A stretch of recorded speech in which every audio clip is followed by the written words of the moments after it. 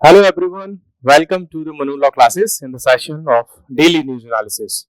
और today is 4th of February 2025. I am Naresh Sharma going to discuss with you the current affairs of the day. और आज के current affair में हम discuss करेंगे budget की summary, highlights of the budget, जिसमें हम फर्स्ट पार्ट में उसके 2 सेगमेंट्स को कंप्लीट कर चुके हैं। तो कल जहां पर हमने लेफ्ट किया था वहीं से स्टार्ट करेंगे और सेकंड पार्ट से स्टार्ट करेंगे और इन 2 पार्ट्स में हमारे बजट के जो हाइलाइट्स हैं यूनियन बजट 2025 के वो फिनिश हो जाएंगे। सो आइए स्टार्ट करते हैं बजट के पार्ट 2 यूनियन बजट समरी 2025।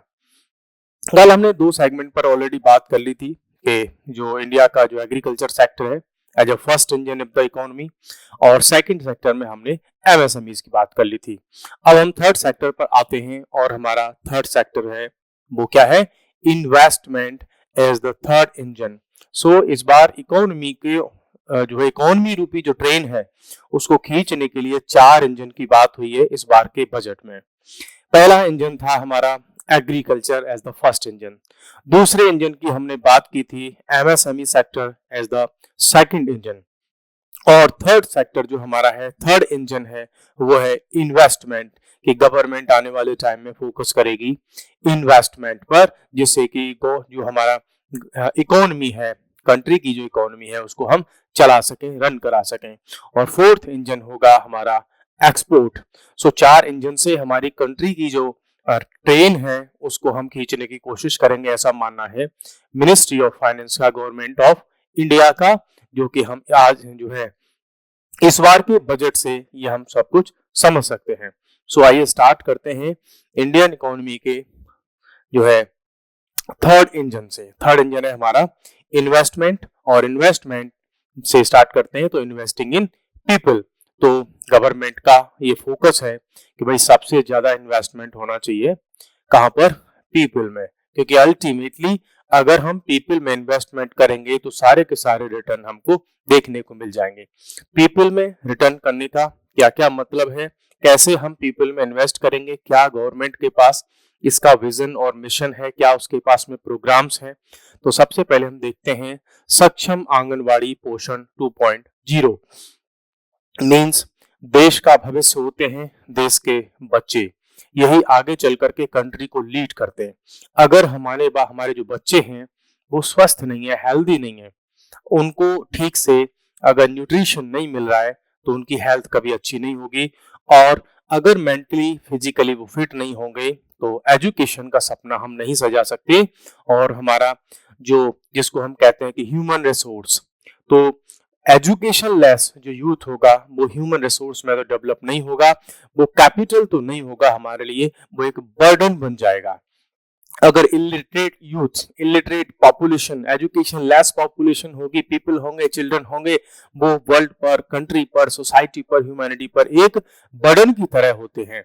तो उसके लिए गवर्नमेंट का फोकस है सक्षम आंगनवाड़ी एंड पोषण 2.0 की जो आंगनवाड़ी केंद्र की, आंगनवाड़ी सेंटर्स की जो स्कीम काफी टाइम से चल रही थी, अब उसको बहुत ज्यादा स्ट्रॉन्ग करेगी गवर्नमेंट और उसको 2.0 नेक्स्ट लेवल पर लेकर के जाएगी। Provides nutritional support to more than 8 crore children, 1 crore pregnant women and lactating mothers all over the country, के करीब 8 करोड़ चिल्ड्रन को हम जो है एक न्यूट्रिशियस फूड प्रोवाइड कराना है। प्रेग्नेंट लेडी होंगी around 1 crore, pregnant lady and lactating mothers, उनको भी बहुत अच्छा फूड प्रोवाइड कराने पर फोकस किया जाएगा, because healthy mother can give the birth to a healthy child, और अगर मदर हेल्दी नहीं होगी तो बच्चे कभी भी हेल्दी नहीं होंगे। नेक्स्ट है the cost norms for the nutritional support will be enhanced appropriately. Generally पर चाइल्ड पर जो बजट होता है उस बजट को भी एनहांस किया जाएगा, बिकॉज मार्केट से जब आंगनवाड़ी सेंटर्स पर जो फूड परचेज करके आता है, रॉ मटेरियल, अब वो काफी महंगा हो चुका है, तो अब उसका बजट भी रिवाइव किया जाएगा, रिव्यू किया जाएगा और उस बजट को इंक्रीज किया जाएगा, जिससे कि बच्चों की डाइट में, उन मदर्स की डाइट में, प्रेग्नेंट लेडीज की डाइट में कुछ न्यूट्रिशन को और ऐड किया जा सके। नेक्स्ट है अटल टिंकरिंग लैब। जब हमने बच्चों के मदर्स के हेल्थ की बात कर ली, अब बात करते हैं उनके एजुकेशन की, साइंटिफिक टेम्परामेंट की, डेवलपमेंट की। और उसमें काम कर रहा है हमारा अटल टिंकरिंग लैब, जो कि अटल बिहारी वाजपेयी जी के नाम पर बनाई गई थी, अटल टिंकरिंग लैब। इसका पर्पज है कि बच्चों में साइंटिफिक डेवलपमेंट के का जो टेम्परामेंट है उसको प्रमोट करना, है ना। और उसके लिए बच्चों को बचपन से ही ये प्रिपेयर करना कि आप डिफरेंट काइंड के scientific experiments, innovation, development, scientific thinking, rational thinking, logical thinking, scientific thinking, उस पर वो काम करें और प्रैक्टिकली कुछ करके देखें। तो उसके लिए हमारे पास में 50,000 Atal tinkering labs will be set up, और नई 50,000 टिंकरिंग लैब्स बनाई जाएंगी गवर्नमेंट के स्कूल्स में आने वाले नेक्स्ट 5 इयर्स में, to cultivate spirit of curiosity and innovation, के बच्चों में बचपन से ही क्यूरियोसिटी डेवलप हो, उनका इनोवेटिव माइंड डेवलप हो। और उसी चीज में एक स्टेप और आगे लिया जाएगा, वो है ब्रॉडबैंड कनेक्टिविटी।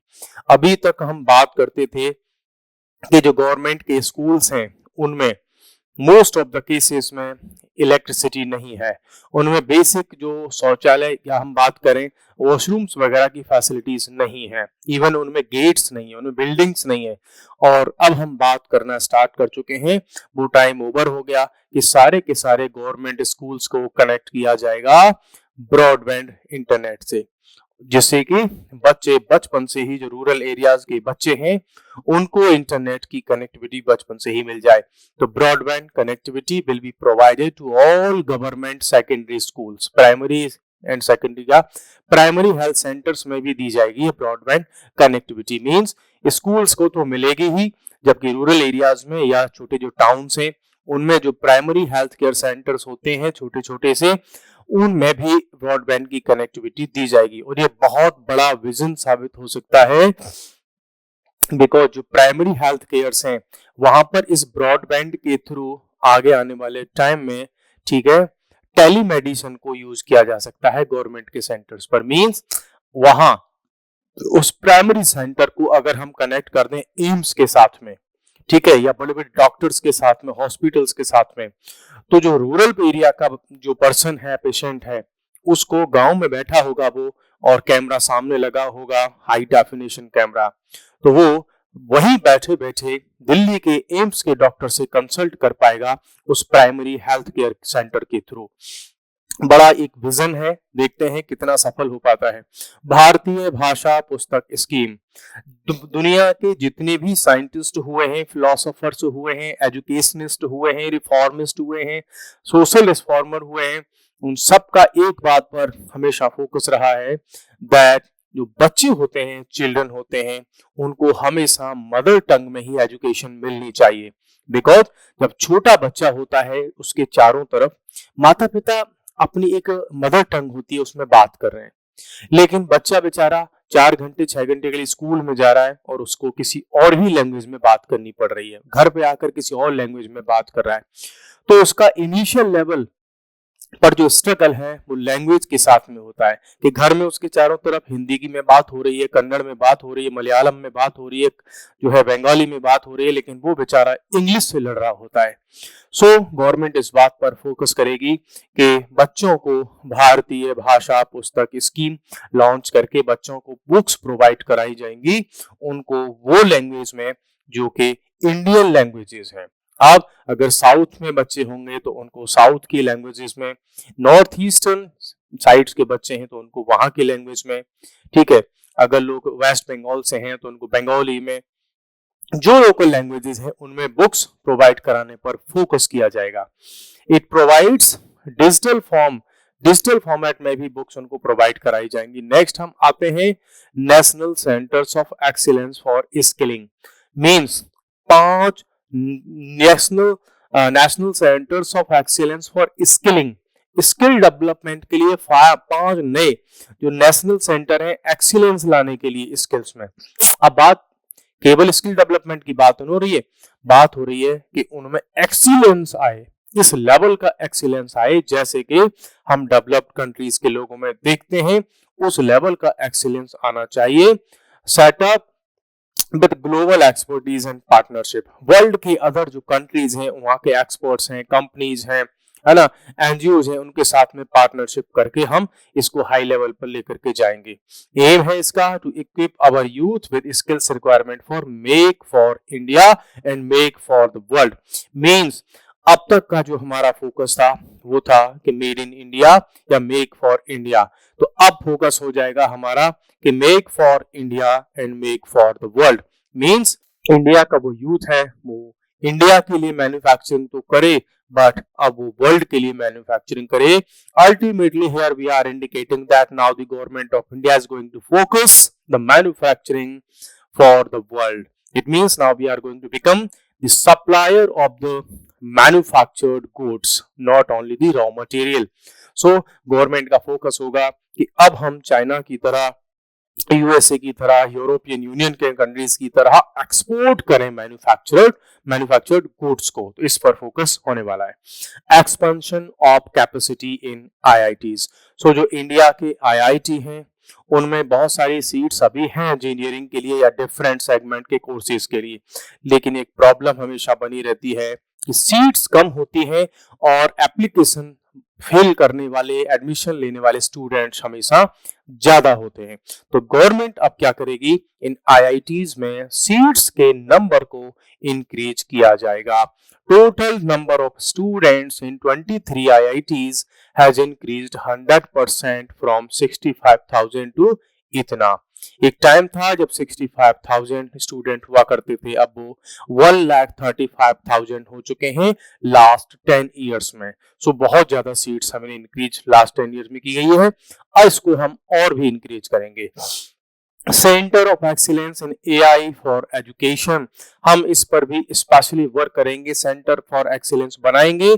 इसके लिए वो होगा specifically specially dedicated for artificial intelligence. इसके 3 सेंटर्स ऑफ एक्सीलेंस बनाएंगे हम।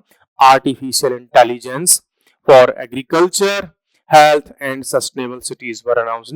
इसको हम कर चुके थे अनाउंस, गवर्नमेंट ने किया था 23 में, अब उनको आगे बढ़ाया जाएगा। Now a centre of excellence in artificial intelligence for education will be set up with a total outlay of 500 crore। AI के लिए मींस AI का जो एजुकेशन है उस पर अलग से 500 करोड़ रुपए का बजट गवर्नमेंट ने बनाया है कि वो किस पर काम करेगी, centre of excellence in artificial intelligence for education. ऐसी AI जो एजुकेशन पर काम करेगी उसके लिए 500 करोड़ का बजट रखा गया है।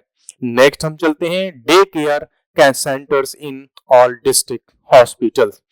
अभी तक ये प्रॉब्लम थी कि जो कैंसर जैसी जो डिजीजेस हैं उनके लिए लोगों को बड़े शहरों में जाना पड़ता था। अब क्या करने जा रही है गवर्नमेंट कि डे केयर की फैसिलिटीज डिस्ट्रिक्ट हॉस्पिटल्स में ही कैंसर के ट्रीटमेंट, उसकी केयर के लिए सारी चीजें प्रोवाइड होंगी डिस्ट्रिक्ट लेवल पर। इट मींस अब रूरल एरिया में कोई पेशेंट है तो उसको जो है सपोज करो राजस्थान के किसी दूर गांव में बैठा हुआ है, बाड़मेर, जैसलमेर भी, और जो आपका बीकानेर, गंगापुर सिटी, वहां की किसी एक गांव में बैठा हुआ पर्सन और वो कैंसर से पीड़ित है। अगर उसको कुछ भी डे केयर में कुछ भी फैसिलिटी लेनी है तो उसको बेचारे को कहीं जयपुर आना होता है या कई बार दिल्ली आना पड़ेगा या उसको बैंगलोर जाना पड़ेगा। तो उसके लिए जो बेसिक फैसिलिटीज उसको मिल जाएंगी आप डिस्ट्रिक्ट हॉस्पिटल्स पर। तो ये बड़ा सिस्टम होगा। 200 centres will be established in 25-26 में। आने वाले 25-26 में इसके लिए 200 अलग से सेंटर्स ओपन हो जाएंगे। नेक्स्ट है पीएम स्वनिधि स्कीम।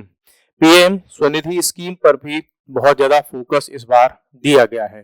ठीक है, पीएम स्वनिधि योजना रेहड़ी पटरी वालों का स्वाभिमान। क्या है ये स्कीम, आप सबको पता होगा कि जो लोकल लेवल पर चाहे वो फूड का बिजनेस हो या कोई भी हो, जो अपना ठेल वगैरह लगा करके जो फूड से रिलेटेड कार्ट होती है, स्ट्रीट फूड से रिलेटेड या स्ट्रीट में कहीं भी जितने भी वेंडर्स होते हैं उनको लेकर के ये पीएम स्वनिधि स्कीम थी। अब क्या होना है, it has been benefited more than 60 lakh street vendors को इससे लाभ हुआ है बिकॉज गवर्नमेंट ने छोटे छोटे लोन उनको दिलवाए थे 10,000 5,000 रुपए कि आप गोलगप्पे की शॉप लगाओ, उसके बेसिक इन्वेस्टमेंट के लिए पैसा आप लोन ले लो और उसको धीरे धीरे वापस कर दो।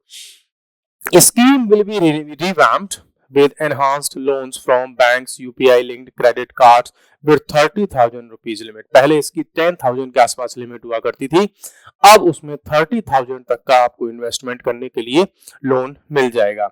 और बेसिक लेवल पर, जो लोअर लेवल पर सोसाइटी में हम लोग देखते हैं, उनको बहुत हेल्प हो जाती है इतने छोटे से मनी से भी। Social security scheme for welfare of online platform workers. जो ऑनलाइन प्लेटफॉर्म वर्कर्स थे, आज भी जो जितने भी काम करते हैं किसी प्लेटफॉर्म से जुड़े हुए होते हैं, उनकी सबसे बड़ी प्रॉब्लम होती है, जैसे अभी मैं आपको बताऊं, टेक्निकली अगर हम बात करें तो ऐसे बहुत सारे जो लोग हैं जो प्लेटफॉर्म से किसी से कनेक्टेड होते हैं, लेकिन ये किसी कंपनी के एम्प्लॉय नहीं होते। ये जो, जैसे कि हम फॉर एग्जांपल इनको देख सकते हैं, ये किसी कंपनी के एम्प्लॉय नहीं होते, लेकिन कंपनी के लिए काम करते हैं कमीशन बेसिस पर। कोई सोशल सिक्योरिटी नहीं होती, कोई पेंशन की सेविंग नहीं है इनके लिए, कोई हेल्थ इंश्योरेंस वगैरह ऐसा कुछ इनके पास में नहीं होता। आज जॉब है, कल नहीं रहेगी। इसके लिए गवर्नमेंट क्या करने जा रही है कि government will arrange for their identity card बनाए जाएंगे इनका अलग से रजिस्ट्रेशन होगा ई श्रम पोर्टल पर। They will be provided health care under PM Jan Arogya Yojana. ऐसे इन लोगों को भी बहुत सारी फैसिलिटीज गवर्नमेंट की तरफ से प्रोवाइड कराई जाएंगी। नेक्स्ट आता है इन्वेस्टिंग इन द इकोनॉमी। हमने सबसे पहले देखा इन्वेस्टिंग इन पीपल, तो पीपल में इन्वेस्टमेंट का हमने देख लिया। अब लोगों में, सॉरी, इकोनॉमी में कैसे इन्वेस्टमेंट होगा। Support to states for infrastructure. जो सेंट्रल गवर्नमेंट है, यूनियन गवर्नमेंट है, सारी की सारी स्टेट गवर्नमेंट्स को सपोर्ट करेगी और उनको लोन देगी 1.5 लाख करोड़ का। और स्टेट्स को बोल दिया जाएगा आप सारा पैसा इंफ्रास्ट्रक्चर पे लगाओ, जैसे कि रोड्स हो गए, हॉस्पिटल्स हो गए, स्कूल्स हो गए, है ना, रूरल एरियाज की रोड्स हो गए, इरिगेशन फैसिलिटीज हो गई, उन सब पे खर्च करो। असेट मोनेटाइजेशन प्लान 2025 से 2030 तक। तो द सेकंड प्लान फॉर ये इतने 30 तक का will be launched to flow back capital 10 lakh crore in new projects. Means ऐसे बहुत सारे प्रोजेक्ट्स होते हैं जिनसे जो असेट्स में यूज तो हुए, असेट बनना स्टार्ट हुआ, लेकिन कई बार वो प्रोजेक्ट अधूरे रह जाते हैं, इनकम्प्लीट रह जाते हैं और गवर्नमेंट का पैसा लग जाता है, लेकिन वहां से कुछ भी रिटर्न नहीं होता, तो उन असेट का मोनेटाइजेशन नहीं होता। तो होगा क्या, जो प्रोजेक्ट्स पहले अधूरे थे, अधूरे रोड थे कि आधा बन गया, कोई फ्लाईओवर था, कोई ब्रिज था, कोई फुट ओवर ब्रिज था, कोई जो है रेजिडेंशियल बिल्डिंग का, या जो है लोगों को रहने के लिए जो रेजिडेंशियल फ्लैट्स होते हैं, वो प्रोजेक्ट अधूरे रह गए। तो ना तो बिल्डर को लाभ हुआ, ना उस कॉन्ट्रैक्टर को कुछ का कुछ बेनिफिट हुआ, ना गवर्नमेंट का हुआ, वो अधर में लटके रह गए। गवर्नमेंट उनको कंप्लीट करवाएगी जिससे कि बदले में कुछ अर्निंग स्टार्ट हो सके। नेक्स्ट काम है, नेक्स्ट है जल जीवन mission. 15 crore households representing 80% of the India's rural population have been provided access to potable tap water connection। तो करीब इसमें से 80% लोगों को piped water, tap water provide कर दिया गया है। जो ड्रिंकेबल पोर्टेबल वाटर होता है उसको प्रोवाइड कर दिया गया है। आने वाले टाइम में जो रूरल एरियाज हैं जहां पर पानी की सप्लाई नहीं होती, कई बार जो ग्राउंड वाटर होता है बहुत ज्यादा टॉक्सिकेटेड होता है, इसमें बहुत सारे टॉक्सिकेंट्स होते हैं और वो लोगों को दिक्कतें होती हैं। ठीक है, अभी जैसे ग्रेटर नोएडा की अगर हम बात करें तो कुछ एरियाज हैं, इकोटेक वगैरह विलेज, और इसमें अभी लोग काफी दिन से जो स्टमक पेन की बात करें, पेट दर्द की बात करें, क्यों, जो वाटर की सप्लाई उनको हो रही है उससे पूरी की पूरी सोसाइटी में बहुत सारे लोग परेशान हैं। तो ऐसे इश्यूज से डील करने के लिए गवर्नमेंट घर घर जल पहुंचा रही है, किसके थ्रू, पाइप्ड वाटर के through. To achieve 100% coverage, the extension of the mission until 2028 तक इस मिशन की एक्सटेंशन कर दिया गया है। दूसरा, mission focus will be on the quality of infrastructure and operation management of rural piped water supply through जन भागीदारी। होता क्या है, गवर्नमेंट की स्कीम्स जब स्टार्ट होती हैं तो कई बार बेसिक इंफ्रास्ट्रक्चर प्रिपेयर तो हो जाता है, 1-2 साल चला, जैसे ही उसमें कुछ प्रॉब्लम हुई, अब उसका कोई मैनेजमेंट करने की कोई अथॉरिटी नहीं होती, कोई मैनेजमेंट की, ऑपरेशन की कोई टीम नहीं होती, कि जरा सा भी उसमें ग्लिच आया, कहीं से एक पाइप में क्रैक आ गया, अब उसको रिपेयर करने वाला कोई नहीं होता, तो पानी लीक हो रहा है कहीं से रोड टूटे पड़े हैं। ऐसी सिचुएशन को डील करने के लिए जन भागीदारी, कि जो भी नया इंफ्रास्ट्रक्चर रूरल एरियाज में कहीं भी प्रिपेयर किया गया है, तो जनता में ही कुछ ऐसी चीजें तैयार की जाएंगी, कुछ ऐसी कमेटीज वगैरह बनाई जाएंगी कि वो उसको उस लेवल पर डील कर सके, मैनेज कर सके। नेक्स्ट आएगा, और इन्वेस्टमेंट कहाँ होगा? Urban challenge fund. Urban areas में बहुत तेजी से पॉपुलेशन का इंक्रीमेंट हुआ है, रूरल एरिया से बहुत ज्यादा माइग्रेशन हुआ है, उसकी वजह से अर्बन एरियाज में बहुत सारे नए चैलेंजेस आ रहे हैं। दिन पर दिन वो चैलेंजेस इंक्रीज हो रहे हैं, तो उससे डील करने के लिए चाहिए होता है पैसा। तो गवर्नमेंट बनाएगी क्या? Urban challenge fund. Will set up urban challenge fund of 1 lakh crore. Starting में इसमें कैपिटल होगा 1 लाख करोड़ का। Proposals for cities as growth hub, तो सिटीज जो प्रॉब्लम ना बन जाए उनको ग्रोथ का हब बनाए रखने के लिए। Create redevelopment of cities and water and sanitation, इस सब पर काम करने के लिए पैसा यूज होगा। Fund will finance up to 25% of the cost of bankable projects with a stipulation that at least 50% of the cost is funded from the bonds, bank loan। तो गवर्नमेंट इस पर बहुत सारा पैसा खर्च करने वाली है कि एटलीस्ट 50% जो पैसा है वो यहाँ से आए, मींस पब्लिक प्राइवेट पार्टनरशिप की तरह यूज हो जाए। N allocation of 10,000 crore is proposed for 25-26 के लिए, मींस फर्स्ट ईयर में इसमें 10,000 करोड़ रुपीस का इसमें क्या हो जाएगा? इन्वेस्टमेंट स्टार्ट हो जाएगा, एलोकेशन हो जाएगा इतने फंड का। नेक्स्ट काम है इकोनॉमी को चलाने के लिए एनर्जी। तो एनर्जी कहां से आएगी? तो गवर्नमेंट का मिशन है न्यूक्लियर एनर्जी मिशन फॉर विकसित भारत। दुनिया में कोई भी चीज बिना एनर्जी की नहीं चलती। मैं भी बोल पा रहा हूं तो कहीं से एनर्जी यूज कर रहा हूं, फूड लिया होगा मैंने, कुछ खाया होगा, वहां से मेरे को एनर्जी मिल रही है। तो वैसे ही सारी की सारी इकोनॉमी एनर्जी से चलती है, और उसके लिए गवर्नमेंट फोकस कर रही है नेशनल न्यूक्लियर एनर्जी मिशन पर। मींस इसमें क्या होगा देख लेते हैं। इसमें 100 गीगावाट के जो न्यूक्लियर एनर्जी है वो डेवलप की जाएगी बाय 2047 तक, जो कि एसेंशियल है हमारे एनर्जी ट्रांजिशन नीड्स के लिए, बिकॉज पॉपुलेशन इंक्रीज हो रही है, तो सबको एनर्जी चाहिए, सबको घर चाहिए, घर के अंदर उनको लाइट चाहिए, वॉशिंग मशीन से कपड़े धोए जाते हैं अब, तो सारी चीजें एनर्जी पर डिपेंड हो चुकी हैं। Nuclear energy mission for research and development of small modular reactors, means एक कॉन्सेप्ट हुआ करता था कि लार्ज स्केल के हम न्यूक्लियर एनर्जी रिएक्टर बनाते थे, नहीं, अब बनाए जाएंगे स्मॉल वाले, छोटे छोटे बनाए जाएंगे डिफरेंट एरियाज में। 20,000 करोड़ का इसके लिए सेटअप हमारे पास में फंड का। At least 5 indigenously develop will be operationalised by 2033 तक। तो 5 तो हम ऐसे 2033 तक बनाकर तैयार कर देंगे जो कि इंडिजीनियसली डेवलप्ड होंगे, इंडिया के अंदर, इंडिया की टेक्नोलॉजी, इंडिया के लोग, इंडिया से रॉ मटेरियल सब कुछ होगा। मैरीटाइम डेवलपमेंट फंड, जो ओशियन वाला रीजन है उसको डेवलप करने के लिए अलग से एक मैरीटाइम डेवलपमेंट फंड होगा, उसका कॉर्पस होगा 25,000 करोड़, और this will have up to 49% of the contribution by the government, means, और बाकी का जो होगा 100% में से 49 गवर्नमेंट का, बाकी 51% रहेगा प्राइवेट पार्टनरशिप के बेसिस पर, वहां से फंड आएगा, जैसे कि पोर्ट डेवलपमेंट होगा और वो सब किया जाएगा। नेक्स्ट फोकस हमारा है उड़ान स्कीम पर।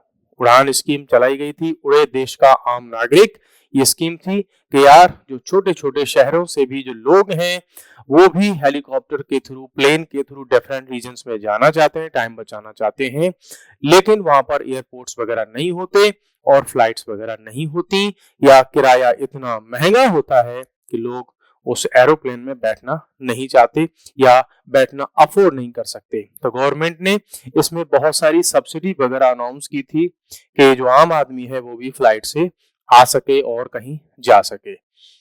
तो इसमें भी बहुत सारा मॉडिफिकेशन किया गया है, नई फ्लाइट, नए लोग, है ना, नए एयरपोर्ट्स वगैरह पर काम किया जाएगा। Western Koshi canal project for Mithilanchal, तो मिथिलांचल जो एरिया है आपका बिहार, झारखंड और कुछ रीजन उसके, इवन ये मिथिलांचल वाला रीजन जाता है आपके नेपाल के भी कई सारे रीजन तक, इवन जो मधेसी रीजन वगैरह है वहां तक। तो वेस्टर्न कैनाल का जो प्रोजेक्ट प्रोजेक्ट है कोसी का, उसको कनेक्ट करना, उसके वाटर को यूज करना, फ्लड को वहां से कंट्रोल करना, because Kosi river every year बहुत बड़े स्केल पर फ्लड लेकर के आती है और लोगों की लाइफ को तहस नहस कर देती है। इसके लिए इस प्रोजेक्ट पर काम किया जाएगा और इसमें अच्छा खासा फाइनेंस सपोर्ट करेगी सेंट्रल गवर्नमेंट। स्वामी फंड 2, स्वामी फंड में क्या किया जाएगा इसको देखते हैं। Under the special window for affordable and mid income housing, ठीक है, 50,000 dwelling units and standard housing projects have been completed। मैं इसको आपको शॉर्ट में बता देता हूं कि there have been multiple of projects all over India and all those projects got stuck due to different regions। Means जो फाइनेंसर था उसने हाथ खड़े कर दिए कहीं पर जो बिल्डर था वो घाटे में चला गया, या बिल्डर की डेथ हो गई, या बिल्डर डूब गया, या लीगल इश्यूज आ गए, तो कोई जो प्रोजेक्ट बन रहा था बिल्डिंग का, लोगों को फ्लैट्स देने का, हाउसेस सेल करने का, वो बीच में अटक गया। अब जिन लोगों ने वो पैसा बिल्डर को दिया था, बिल्डर को पैसा आज भी उनका जा रहा है ईएमआई की फॉर्मेट में, होम लोन की फॉर्मेट में। दूसरा, वो क्योंकि अपने घर में शिफ्ट नहीं हो पाए, क्योंकि वो हाउस का जो प्रोजेक्ट था वो कहीं ना कहीं अधर में लटक गया। तो जो कॉमन पर्सन है, कॉमन मैन है, स्पेशली लोअर मिडिल क्लास, वो उसको ईएमआई भी देनी पड़ रही है उस हाउस के प्रोजेक्ट के लिए, और वो कंप्लीट हो भी नहीं रहा है। प्लस उसको जहां कहीं वो रेंट पे रह रहा है उसको वहां पे रेंट भी देना पड़ रहा है। ऐसे बहुत सारे प्रोजेक्ट्स थे इंडिया में जो हाउसिंग से रिलेटेड थे, वो अधूरे रह गए, लटक गए थे। उस पर गवर्नमेंट ने एक्शन लिया और गवर्नमेंट फ्रंट पर आई, तो ऐसे 50,000 हाउस को कंप्लीट करा करके जो ओनर्स थे उनको दे दिए गए। आने वाले टाइम में 40,000 houses will be completed by 2025 तक। 40,000 और नए घर हैं जो अधूरे लटके हुए थे, उनको कंप्लीट करके लोगों को दे दिया जाएगा। Swami fund 2 will be established as a blended finance. अब इसमें प्राइवेट पार्टनरशिप का जो है, पब्लिक प्राइवेट पार्टनरशिप के मोड पर उन और प्रोजेक्ट्स को भी कंप्लीट किया जाएगा। ऐसे बहुत सारे प्रोजेक्ट्स आप नोएडा, गुड़गांव में देख सकते हैं, जहां पर दिक्कत यही वाली थी कि जो बिल्डर थे वो हाथ खड़े कर गए, प्रोजेक्ट पूरा फेल हो गया, ठीक है, और उसको कंप्लीट करने के लिए बाद में गवर्नमेंट को आगे आना पड़ा। ये बहुत अच्छी बात है। नेक्स्ट है tourism for employment led growth. Tourism को हमने कई बार जो है नेग्लेक्ट किया है पिछले मल्टीपल डिकेड्स में, लेकिन अब जो है इस पर एक कॉम्प्रिहेंसिव पॉलिसी बनाई जा रही है, या पहले बन चुकी है, और उसको इम्प्लीमेंट करने पर फोकस हो रहा है। गवर्नमेंट फोकस कर रही है कि इंडिया में टॉप 50 टूरिस्ट डेस्टिनेशन की साइट को डेवलप किया जाए, पार्टनरशिप में स्टेट्स के साथ में मिलकर के एज ए चैलेंज मोड में, कि लोग वर्ल्ड से, देश से, विदेश से आए और इकोनॉमी को रन करने में हेल्प करें, और वहां पर लोगों को नया एम्प्लॉयमेंट की अपॉर्चुनिटीज भी मिल जाए। तो स्पेशल फोकस इसमें होगा to the life times of lord Buddha. ज्यादातर साइट्स को उनको डेवलप किया जाएगा जो लॉर्ड बुद्धा की लाइफ से जुड़ी हुई थी। तो टूरिज्म तो बहुत अच्छी इंडस्ट्री है, इसको डेवलप होना ही चाहिए। Investing in innovation, government focus करने जा रही है इनोवेशन पर बहुत ही बड़े स्केल पर। तो research and development and innovation, तो to implement private sector driven research development and innovation, इन्हीं से 20,000 करोड़ रुपए अलोकेट किए हैं गवर्नमेंट में इसके लिए। पीएम रिसर्च इस फेलोशिप को भी कैसे, ओवर द नेक्स्ट 5 इयर्स में government will offer 10,000 fellowship for technological research.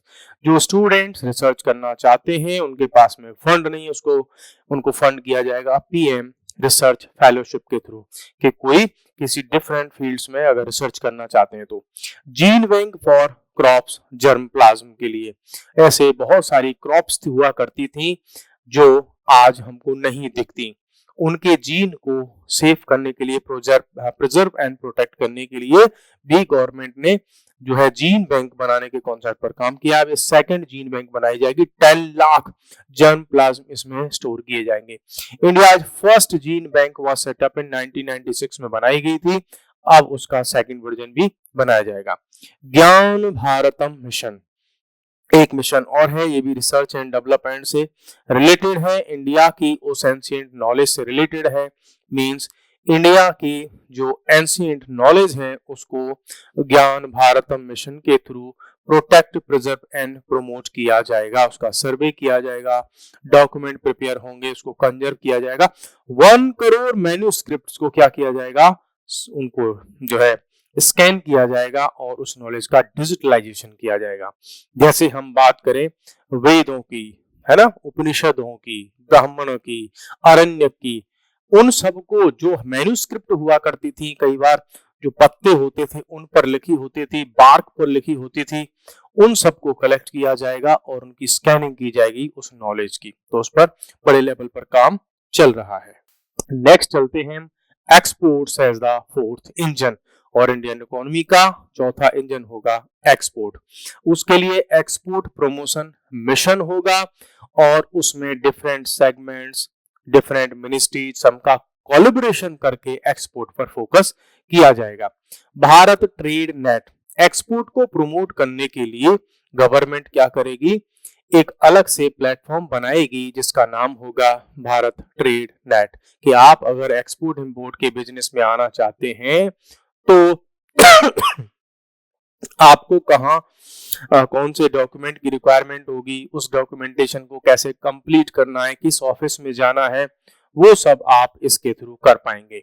Global capability centres बनाए जाएंगे, नेशनल फ्रेमवर्क होगा उसके लिए, ठीक है। टायर 2 सिटीज में इसको डेवलप किया जाएगा और डिफरेंट मेजर सजेस्ट किया जाएंगे। अभी जैसे ही हम एक्सपोर्ट इंपोर्ट की बात करते हैं तो इंडिया के जो टायर 1 सिटीज हैं उन्हीं तक वो सीमित रह जाता है। गवर्नमेंट चाहती है कि टायर 2 सिटीज और छोटे जो टाउन है वहां से भी एक्सपोर्ट इंपोर्ट का जो ट्रेड है वो डेवलप हो और लोगों को इजिली गवर्नमेंट अथॉरिटी से कांटेक्ट हो जाए। रिफॉर्म्स एज द फ्यूल, अगला इनका स्टेप होगा टैक्स रिफॉर्म्स पर। टैक्स डिपार्टमेंट कमिटमेंट होगा trust first scrutinise later, mean जो ट्रेडर्स हैं, व्यापारी हैं, बिजनेस करने वाले पर्सन्स हैं, एमएसएमईज हैं, इंडस्ट्रियलिस्ट हैं, वो जो रिपोर्ट बना करके अपनी देते हैं, अपनी बैलेंस शीट प्रोवाइड कराते हैं, पहले उन पर भरोसा किया जाएगा। अगर शक होगा तो उनकी स्क्रूटनी होगी, अदरवाइज ज्यादा से ज्यादा डिस्प्यूट्स को सॉल्व किया जाएगा।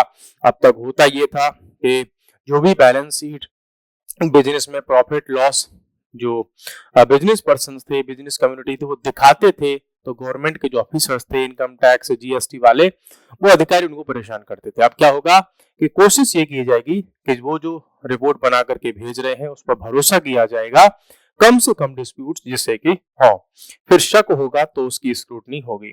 फाइनेंशियल सेक्टर रिफॉर्म्स में क्या होगा कि एफडीआई को इंश्योरेंस सेक्टर में 100% ओपन कर दिया गया है, मींस लेकिन उनको वो पैसा इंडिया के अंदर ही इन्वेस्ट करना पड़ेगा।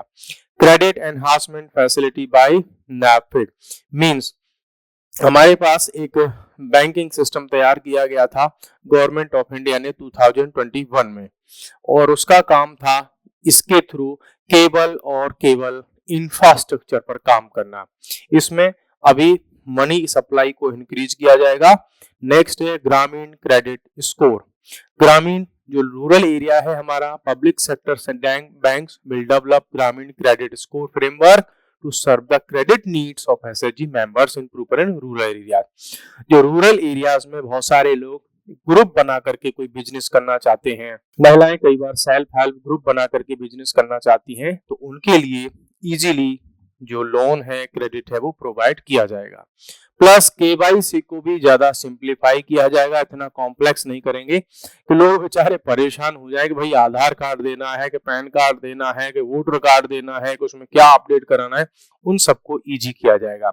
रेगुलेटरी जो रिफॉर्म्स हैं उनको भी इजी किया जाएगा। रूल्स रेगुलेशन सब में रिफॉर्म्स किए जाएंगे, लार्ज स्केल पर भी और जो स्मॉल एक एक छोटे छोटे लेवल के जो लॉ होंगे सब पर। हाई लेवल कमेटी बनाई गई है फॉर रेगुलेटरी रिफॉर्म्स के लिए बनाई जाएगी, जो बताएगी कि कौन कौन से लॉ ऐसे हैं जिनमें चेंज करना होगा। नेक्स्ट है an investment friendliness index for state. ये बहुत अच्छी बात है, ठीक है। एक ऐसी इंडेक्स प्रिपेयर की जाएगी जिसमें इंडिया के जितने स्टेट्स हैं उन्हीं में आपस में कंपटीशन हो कि किस बात को लेकर के, इन्वेस्टमेंट फ्रेंडलीनेस, मींस बाहर से, अदर कंट्री से या इंडिया का कोई बिजनेसमैन इन्वेस्टमेंट करना चाहता है और उसको ये चूज करना है कि वो यूपी में इन्वेस्ट करे या बिहार में करे, राजस्थान में करे या हरियाणा में करे, पंजाब में करे या बंगाल वेस्ट बंगाल में करे। तो वो देख लेगा कि कौन सा स्टेट इन्वेस्टमेंट फ्रेंडली है, तो उस इंडेक्स को देख करके वो आइडिया लगा लेगा कि मेरे को उस स्टेट में इन्वेस्टमेंट करना चाहिए। तो ये इंडेक्स बहुत अच्छा काम करने वाली है। Under the financial stability and development council mechanism वगैरह इसके लिए सब बना दी जाएगी, अलग से सिस्टम इसका बनाया गया है। तो ये तो हो गए हमारे 4 इंजन इंडियन इकोनॉमी के जो उसको आगे लेकर के जाएंगे। अब आ जाते हैं हम बजट का वो वाला पार्ट जिसका सबको शॉर्ट में इंतजार रहता है कि यार फिस्कल पॉलिसी में क्या होगा। फिस्कल पॉलिसी में गवर्नमेंट बहुत सारे टैक्स रिफॉर्म वगैरह करेगी और उस फिस्कल में आ जाते हैं कि गवर्नमेंट के पास, यूनियन गवर्नमेंट के पास कहां से पैसा कितना आता है और कितना पैसा कहां जाता है। तो जब भी हम बजट की बात करते हैं तो इस चीज को हमें सबसे पहले माइंड में रखा जाता है। रुपी कम्स फ्रॉम, तो गवर्नमेंट ऑफ इंडिया के पास में पैसा कहां से आता है, इसको देख लेते हैं एक बार कि भाई कहां से पैसा आता है। तो ये देख लेते हैं हम। देखो, इनकम टैक्स से गवर्नमेंट ऑफ इंडिया के पास में 22% पैसा आता है। मींस अगर गवर्नमेंट ऑफ इंडिया के पास में 100 रुपीज की इनकम है तो उसमें से 22% इनकम टैक्स से है, यूनियन एक्साइज ड्यूटी से 5% आती है, जीएसटी और अदर टाइप के जो टैक्सेस हैं वहां से 18% आता है, कॉर्पोरेट टैक्स से 17% आता है, कस्टम्स वगैरह से 4% है, नॉन डेप्ट कैपिटल रिसिप्ट से 1% है, 9% आता है नॉन टैक्स रिसिप्ट से, और सबसे ज्यादा पैसा आ रहा है इस समय गवर्नमेंट के पास बोरोइंग एंड अदर लायबिलिटीज। ये खतरनाक बात है। अगर किसी हाउस होल्ड के पास, किसी फैमिली के पास, किसी पर्सन के पास, किसी कंपनी के पास, इवन गवर्नमेंट के पास उसकी इनकम का सोर्स, उसके पास जो पैसा आ रहा है, अगर वो बोरोइंग या लायबिलिटीज से आ रहा है, उधार लेकर के आ रहा है, उसके ऊपर लायबिलिटीज इंक्रीज हो रही, जैसे आप खर्च करते हैं, उधार लेकर के आप अपने खर्चे चलाते रहे तो खतरनाक है, एक दिन आप डूब जाओगे। तो अभी गवर्नमेंट के पास सबसे ज्यादा पैसा आ रहा है, 24% पैसा कहां से आ रहा है, बोरोइंग और लायबिलिटीज से। तो इस सब को कंट्रोल करने के लिए गवर्नमेंट बहुत सारे एफर्ट्स लगा रही है। अब देखते हैं कि यार गवर्नमेंट इतना पैसा आता है वो जाता कहां पर है। यहां से मल्टीपल टाइम्स क्वेश्चंस आए हुए हैं पहले। सबसे ज्यादा पैसा गवर्नमेंट कहां खर्च करती है, वो करती है एक तो इंटरेस्ट पेमेंट्स में और दूसरा करती है स्टेट्स की share of taxes and duties में। मींस गवर्नमेंट के पास जब 100 रुपीज आते हैं तो उसमें 22% तो स्टेट गवर्नमेंट को चला जाता है, 20% इंटरेस्ट पेमेंट में चला जाता है कि पिछली सरकारों ने जो लोन लिए थे उन लोन पर इंटरेस्ट चुकाती है गवर्नमेंट। जैसे वर्ल्ड बैंक से लोन लिया, एशियन डेवलपमेंट बैंक से लोन लिया, आईएमएफ से कोई लोन लिया या किसी अदर कंट्री से लोन लिया, उनको चुकाने में हमारा 20% पैसा चला जाता है। उसके बाद नंबर आता है 8% हमारा जो फाइनेंस कमीशन या और अदर जो रिकमेंडेशन होती है वहां पे 8% सेंट्रल की स्कीम पर जाता है जो सेंट्रली स्पॉन्सर्ड होती है। अदर एक्सपेंडिचर में 8%, पेंशन में जाता है 4%। सेंट्रल गवर्नमेंट का 4% पैसा तो उसके जो रिटायर्ड एम्प्लॉइज हैं उनकी पेंशन में चला जा रहा है। इसलिए बार बार गवर्नमेंट फोकस करती है कि पेंशन कम हो। गवर्नमेंट के एम्प्लॉइज की अगर पेंशन कम होगी ना तो वो पैसा बच करके कॉमन पीपल को ही यूज होगा, रोड्स पर यूज होगा, हेल्थ पर यूज होगा, स्कूल्स पर यूज होगा। 8% मनी हमारा जाता है डिफेंस सेक्टर पर। अगर इसको हम देखें तो किसी सेक्टर पर सबसे ज्यादा पैसा अगर खर्च होता है तो वो है डिफेंस सेक्टर। नेक्स्ट है मेजर सब्सिडीज, गवर्नमेंट यूरिया पर, मिड डे मील पर या बहुत सारी चीजों पर सब्सिडी देती है। फिर है 16% सेंट्रल सेक्टर की जो स्कीम्स होती हैं, सब्सिडी होती है, वहां पर उसका पैसा खर्च होता है। तो ये तो रहा कि गवर्नमेंट का पैसा कहां से आता है और कहां जाता है। अब आ जाते हैं कि यूनियन बजट में अगर पैसा आता है और जाता है तो क्या उसके बीच में कोई डिफरेंस है। अगर इनकम कम है और खर्चे ज्यादा हैं तो इसका मतलब होगा डेफिसिट। तो पिछले ईयर्स में हम 22-23 से अगर देखें तो जो डेफिसिट है गवर्नमेंट का, फिस्कल डेफिसिट, उसकी क्या सिचुएशन है वो देख लेते हैं। देखो 2022-23 में अगर हम देखें तो फिस्कल डेफिसिट हमारा जीडीपी का 6.4% था। 23-24 में ये 5.6% रह गया, फिर ये 4.8% रह गया और फिर ये 4.4% रखने का टारगेट रखा गया है। इट मींस गवर्नमेंट का जो फिस्कल डेफिसिट है वो धीरे धीरे कम होता जा रहा है।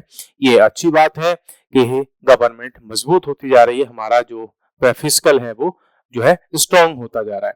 बाकी आप ऐसा ही रेवेन्यू में भी ट्रेंड देखेंगे, बाकी आप प्राइमरी डेफिसिट में भी ऐसा ही कुछ ट्रेंड देखेंगे, इफेक्टिव रेवेन्यू डेफिसिट में ही आप कुछ ऐसा ट्रेंड देखेंगे। इट मींस अल्टीमेटली हम पॉजिटिव की ओर मूव कर रहे हैं। गवर्नमेंट के जो खर्चे वगैरह हैं उसको अगर हम देखें तो ठीक मींस कंट्रोल होने की स्थिति में है, डेफिसिट तो है धीरे धीरे कम होता जा रहा है। अब एक नजर मार लेते हैं डिफरेंट नंबर्स पर कि गवर्नमेंट के पास में रेवेन्यू रिसिप्ट हुई 23 में इतनी, 24 में 31, फिर 30, फिर इतनी रहने का इस बार क्या है एस्टिमेट है, मींस ज्यादा इनकम होने की चांसेस है। कैपिटल रिसिप्ट 17, 16, 16, 16, इसमें भी जो है बहुत ज्यादा चेंज देखने को नहीं मिल रहा। टोटल रिसिप्ट की अगर हम बात करें तो गवर्नमेंट का 23, 24 में इतना था, फिर इतना हुआ, फिर इतना हुआ, और अब इस बार ज्यादा रहने के चांसेस है लास्ट ईयर से कंपेयर करें तो। टोटल एक्सपेंडिचर अगर आप देखोगे तो यहाँ इतना था 23 में, फिर 48 हुआ, 47 हुआ, तो इस बार 50, 65, 345 रहने के हमारा अनुमान है। बाकी इसी तरीके के डिफरेंट नंबर्स हमारे पास में है कि गवर्नमेंट कैसे कहां खर्च करती है। अब आपको ये समझ में आ भी गया होगा कि जो हमने सबसे पहले देखा था कि बजट का मतलब कितना आता है कितना जाता है, कहां से कितना पैसा आता है कहां कितना पैसा जाता है, वही आंकड़े हम देख रहे थे। अब शॉर्ट में आपको एग्जाम स्पेसिफिक कुछ चीजें मैं नोट कराना चाहता हूं, वो देख लीजिए। सबसे ज्यादा पैसा हमारा खर्च हो रहा है डिफेंस पर, ठीक है। फिर नंबर आता है रूरल डेवलपमेंट पर, सेकंड नंबर पर पैसा खर्च होता है, और थर्ड नंबर पर आता है मिनिस्ट्री ऑफ होम अफेयर्स, फिर फोर्थ नंबर पर आता है हमारा एग्रीकल्चर और उससे अलाइड एक्टिविटीज, फिफ्थ नंबर पर आती है हमारी एजुकेशन, और सिक्स पर आती है हेल्थ, उसके बाद urban development, IT and telecom, उसके बाद आता है एनर्जी सेक्टर, उसके बाद कॉमर्स इंडस्ट्री, उसके बाद और सबसे लास्ट में जो आता है, सेकंड लास्ट में है सोशल वेलफेयर, और सबसे लास्ट में आता है साइंटिफिक डेवलपमेंट पर सबसे कम पैसा इसमें खर्च हो रहा है अगर हम टोटल के हिसाब से देखें तो। यहां से अब आपको आइडिया लग गया होगा कि गवर्नमेंट का बजट मींस क्या, कहां से कितना पैसा आता है, कैसे खर्च होता है, गवर्नमेंट कैसे प्लान करती है, क्या फ्यूचर को लेकर के, विजन को लेकर के वो चलती है। सो लास्ट में कंक्लूजन पर चलते हैं, बजट का कंक्लूजन क्या रहा। तो आर्टिकल 112 के through budget it means annual financial statement every year prepare किया जाता है, और उसमें आने वाले टाइम में कितना पैसा कहां से गवर्नमेंट अर्न करेगी, कहां पर कितना खर्च करेगी, क्या गवर्नमेंट का विजन होगा, मिशन होगा। उसमें हमने देखा इंडियन इकोनॉमी को इन्होंने 4 इंजन से खींचने की कोशिश की है। पहला इंजन है एग्रीकल्चर, सेकेंड इंजन है एमएसएमई सेक्टर, थर्ड इंजन रखा है इन्होंने इन्वेस्टमेंट को, और फोर्थ इंजन रखा है एक्सपोर्ट को। तो यहां से सारी इकोनॉमी रन करने वाली है। और खर्च की अगर हम बात करें तो डिफेंस सेक्टर पे सबसे ज्यादा खर्च होता है, और बाकी सबसे लास्ट अगर हम देखें तो साइंटिफिक डिपार्टमेंट्स वगैरह हैं गवर्नमेंट के, उन पर सबसे कम खर्च होता है कंपेयर अगर हम करें तो। ये रहा हमारा जो बजट की सारी समरी। फिर नेक्स्ट सेशन में मिलते हैं हम नए टॉपिक्स के साथ में। आज के लिए इतना ही। अगर ये सेशन दोनों आपको पसंद आए हो तो लाइक करें, और कमेंट में बताएं कि आपको इसमें क्या चीज मिसिंग लगी और क्या चीज अच्छी लगी, हमको इससे अच्छा लगेगा। Thank you, bye bye, take care.